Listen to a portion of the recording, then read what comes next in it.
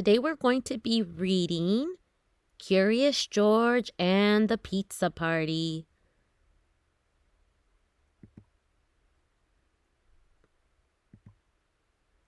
George was a good little monkey and always very curious.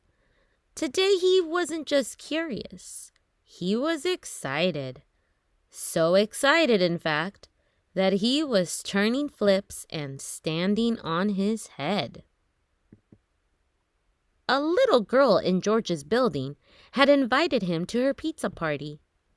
George had never been to a pizza party before, but he loved parties and he loved pizza, so he knew it had to be good. "George, it's time for the pizza party," said the man with the yellow hat. "Have fun, and remember to be on your best behavior." George got to the party in perfect time.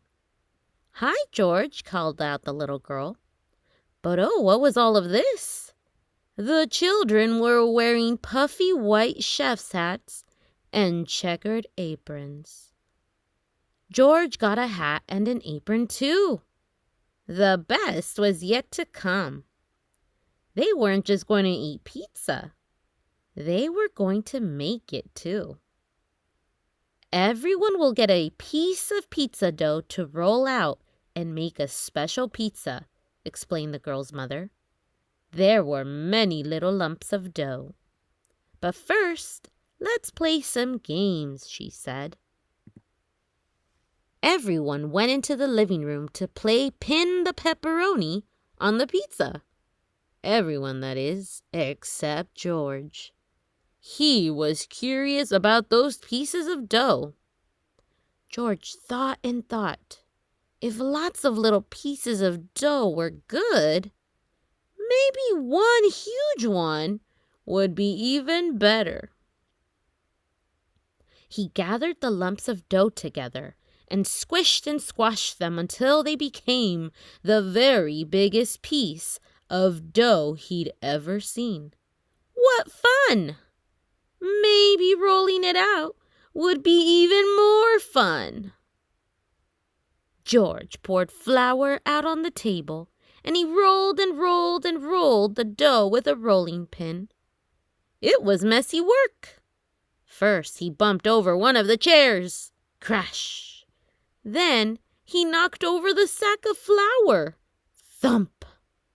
The flour looked like snow lying on the floor of the kitchen. George liked snow, though, so he didn't mind at all. Soon he had gotten the dough nice and thin. But the thinner it got, the farther it spread out. Before he knew it, the dough covered the table, then the chairs, and then George. Without the flour, it started to stick to everything, including George. George stopped to think. Maybe the dough was better off in small pieces after all. George got a pair of scissors and began cutting up the dough into lots of different shapes. He thought everyone would be pleased. "George, what have you done to the kitchen?" The little girl's mother didn't look very happy. "I think it's time for you to go home now." How surprised and sad George was. Just then, the children burst into the kitchen and saw the mess that George had made. "George, what happened?" asked one boy. The other children looked at the shapes George had made with wide eyes. "Wow, George, I've never seen pizza dough like that before," said the little girl, smiling. "Well," said her mother, "if you can clean up this mess quickly, George, I suppose you can still stay to make pizza." The children all helped George clean the kitchen. He was lucky to have so many good friends. As they worked, they talked about pizza. "I'm going to make a pizza that looks like a star," said one little boy.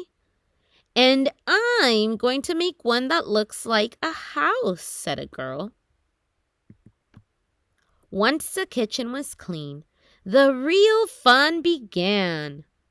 All of the children picked out perfect pieces of dough and got to work. They spooned on tomato sauce and sprinkled on cheese. They added lots of vegetables and pepperoni. The pizzas looked wonderful. One looked like a rainbow, another like a stop sign, and still another like a balloon. There was even a pizza that looked curiously like George. "Well, George," said the little girl's mother, "the pizzas taste great, and thanks to you, they look wonderful too." Everyone agreed. It was the best pizza anyone had ever seen or tasted. For the second time that day, George was so happy that he turned flips and stood on his head. Of course, it was a little harder to turn flips with so much pizza in his belly, but George didn't mind. It had been a wonderful pizza party. The end. I hope you all enjoyed this book, everyone. Have a great day. Bye.